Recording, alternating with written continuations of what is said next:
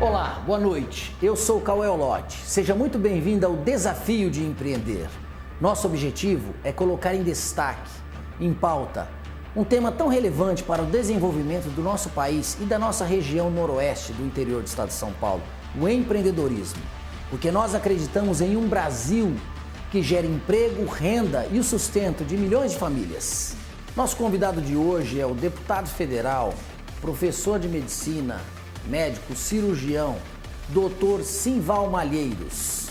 O programa começa agora.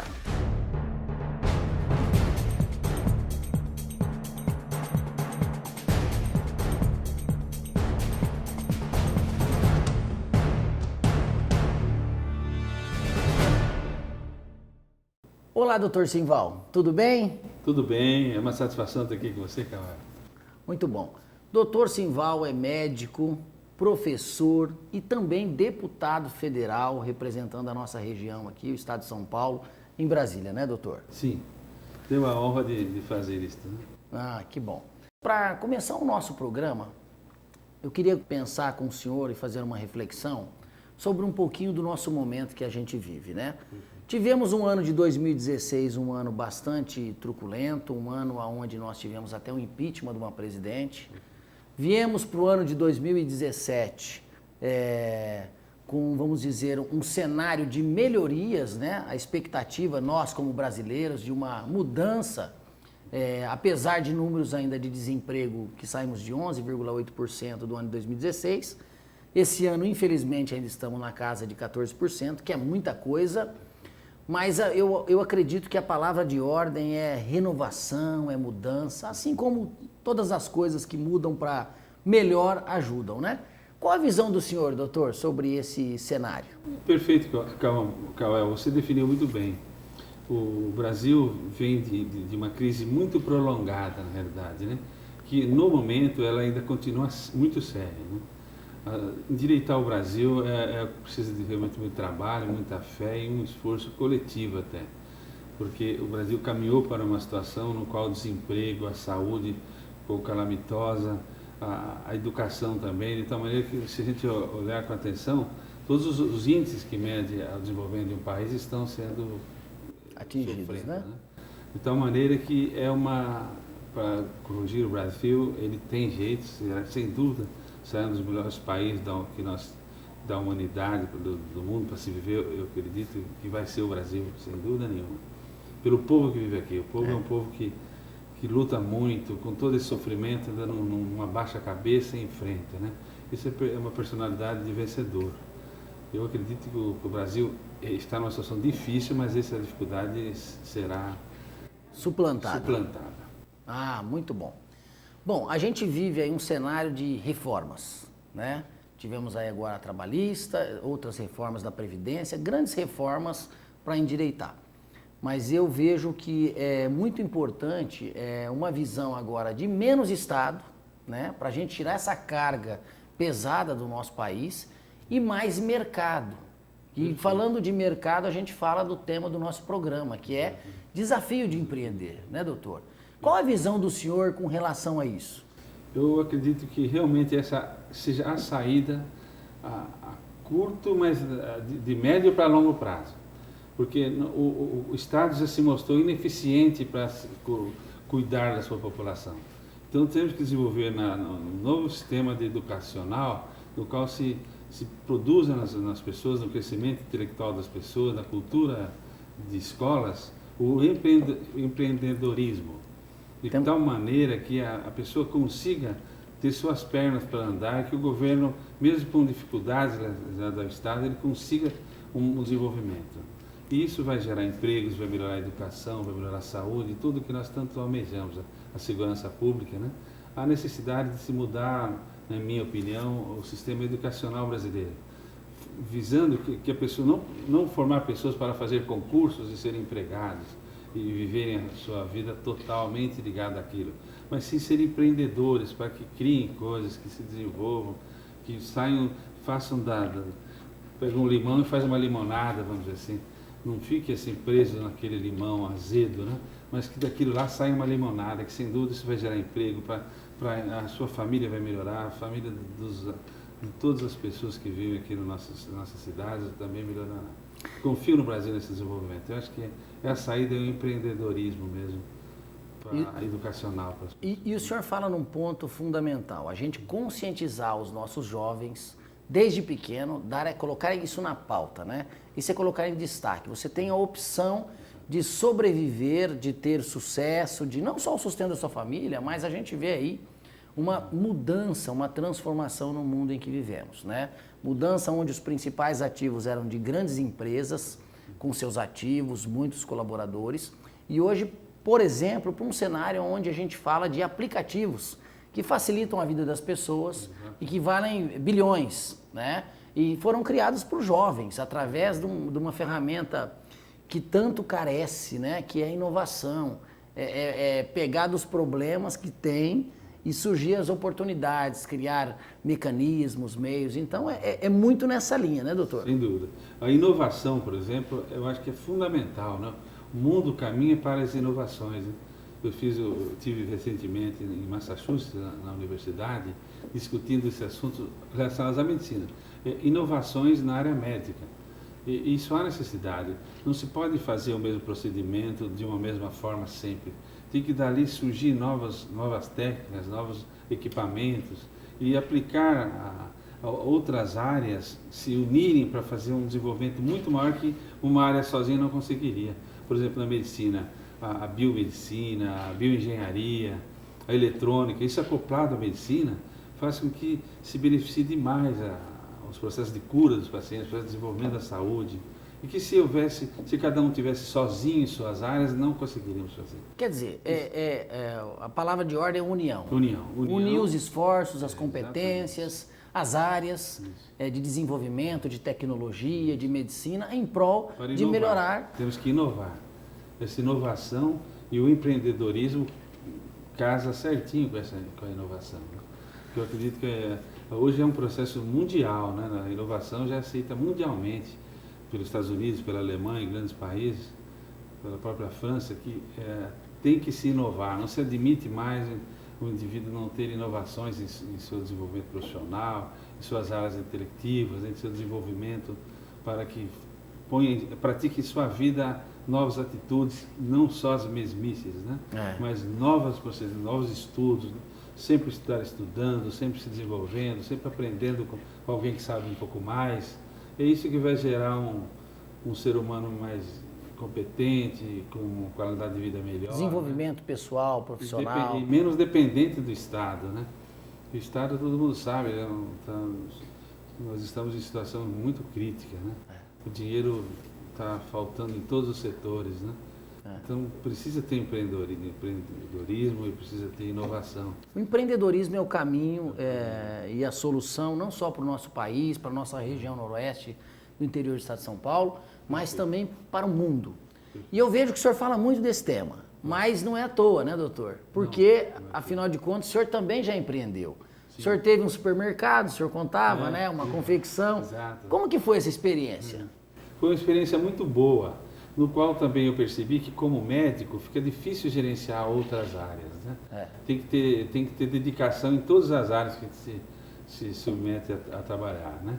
E por isso que eu fui, aos poucos, ficando com a medicina e com a política, vamos dizer, né? Claro. São duas áreas. Sou professor de faculdade de medicina, opero até hoje, faço mutirões de saúde, que eu considero também inovação, porque devido à situação difícil que está o Sistema Único de Saúde, o SUS, existem filas em todas as áreas, né? Os pacientes mais humildes do país, os mais carentes, vamos dizer assim, eles padecem muito com a saúde até cruel que existe no nosso país, sabe?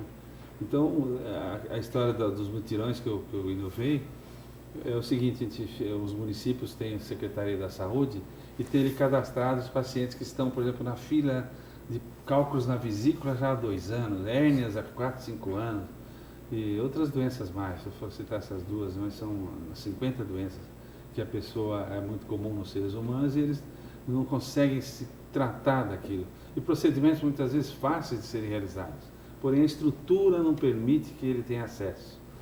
Então nós começamos a fazer a história dos mutirões, né, que faço há 6 anos isso, mesmo antes de ser deputado, 3 anos antes a gente começou.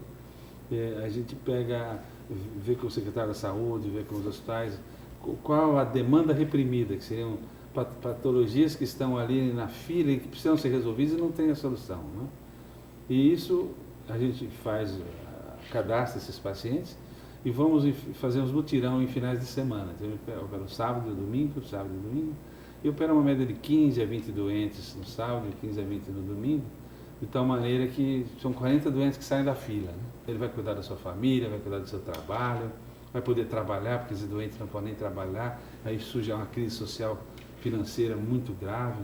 Então isso eu considero que, graças a Deus, eu participei da inovação dentro da área médica, né? Sem dúvida. Eu acho que isso tem que ser implantado em todos os setores, o empreendedorismo tem que estar visando, fazendo as pessoas. Não adianta você dar uma cesta básica sempre, tem que ensinar ela a trabalhar, dar oportunidade para fazer alguma coisa, que aí ele não precisará mais de ser humilhado, porque até uma humilhação, ele precisar de uma cesta básica para sustentar a família, né? Ele tem que ter um bom emprego, né? Ele tem que ter uma estrutura que permite que ele escolha o que ele vai comer, ele eduque o filho na escola que ele achar melhor, e não sentir um peso para a sociedade, né? Atuar na consequência, mas prioritariamente na causa, para que a gente provoque uma transformação não só imediata, mas de médio e longo prazo. E eu também parabenizo o senhor aí, que tem uma agenda bastante comprometida, né, em Brasília, e passa aí aos finais de semana fazendo um mutirão de cirurgias, ajudando aí os municípios, as famílias, as pessoas, né? Eu estou muito feliz de estar aqui, Cauel, por ver você ter essa inovação do empreendedorismo na área empresarial. Porque nós jamais conseguiremos resolver o problema do desemprego no Brasil, que é muito sério, como você mesmo iniciou o programa dizendo, se não houver um desenvolvimento empresarial, né? As leis que têm que facilitar a gerar empregos, o empresário tem que se sentir bem com os funcionários, o funcionário bem com o seu patrão, de tal maneira que nós vivamos uma comunidade progressiva, né? Eu sempre digo o seguinte, não existe lado que briga com lado, são complementares, né? O empregador com o empregado, eles têm que trabalhar em harmonia de maneira que todos os interesses sejam contemplados e haja desenvolvimento e sustentação e sustentabilidade para ambos os lados e o nosso país caminhe para o desenvolvimento, que é isso que a gente precisa, né? Perfeito. Doutor Simval, nós estamos nesse momento finalizando o primeiro bloco, mas você que está acompanhando o nosso programa, não saia daí, voltamos já. E o nosso convidado de hoje, mais uma vez quero ratificar, deputado federal, professor de medicina, médico, doutor Simval Malheiros. Voltamos já.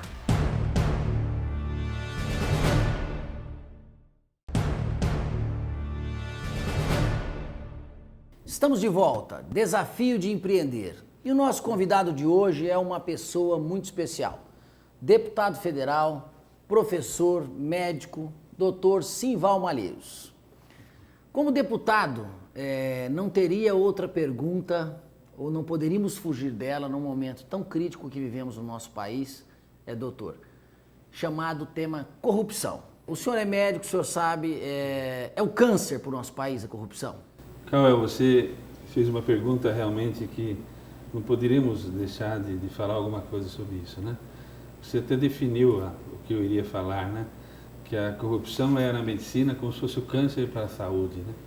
Quer dizer, a corrupção ela vem de muitos anos, a gente sabe que até da história do Brasil, o Brasil já foi roubado, vamos dizer assim. É verdade. Desde das suas origens, né?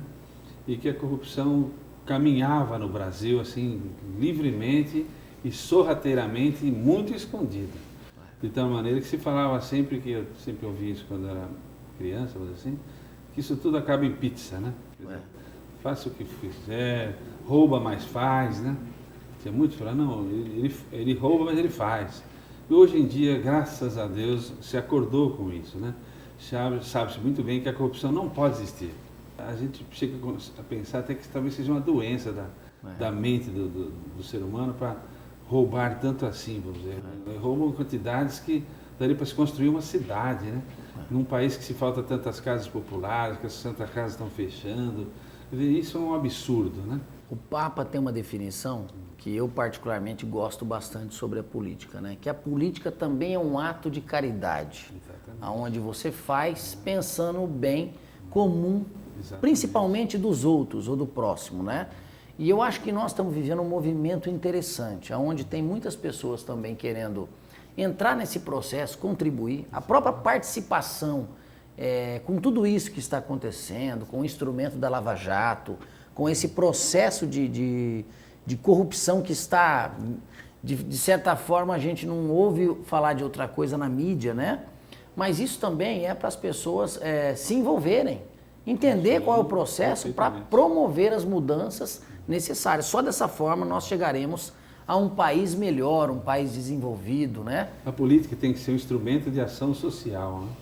A política, na realidade, ela é feita para os que mais precisam. Não é para os que têm mais, é para os que mais precisam, porque nós temos que subir as classes sociais do Brasil. Todos têm que ser... Mas uma coisa, construa você uma casa maravilhosa dentro de uma região muito pobre, uma favela. A chance de você ser assaltado é muito grande.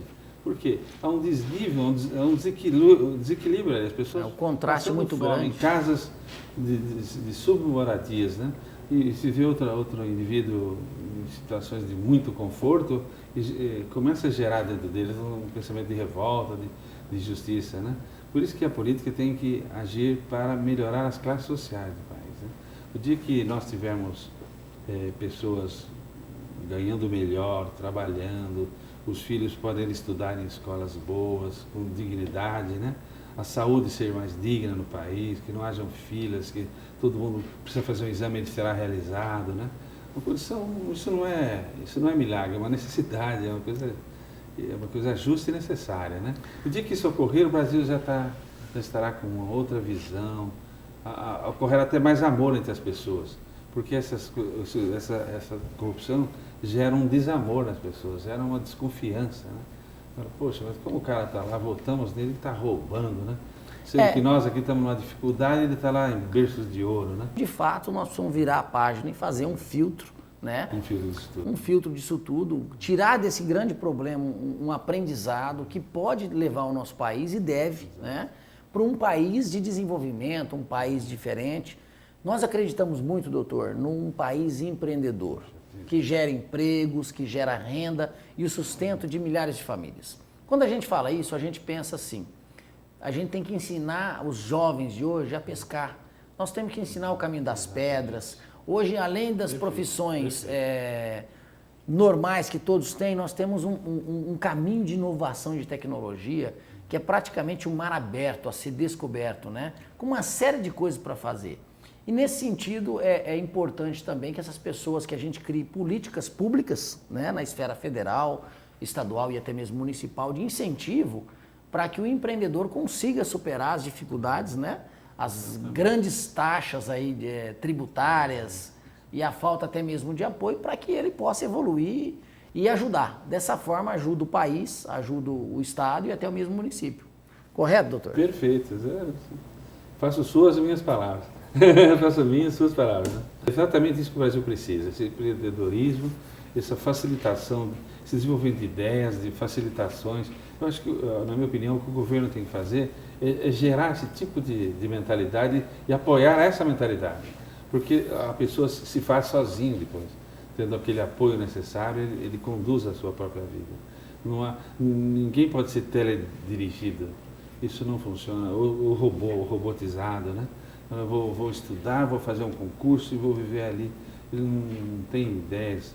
Hoje mesmo vim de avião e eu estava pensando, puxa vida, pode-se falar o que quiser, mas foi um brasileiro que inventou isso aqui, né? Isso aí. Reduz as distâncias, reduz os tempos.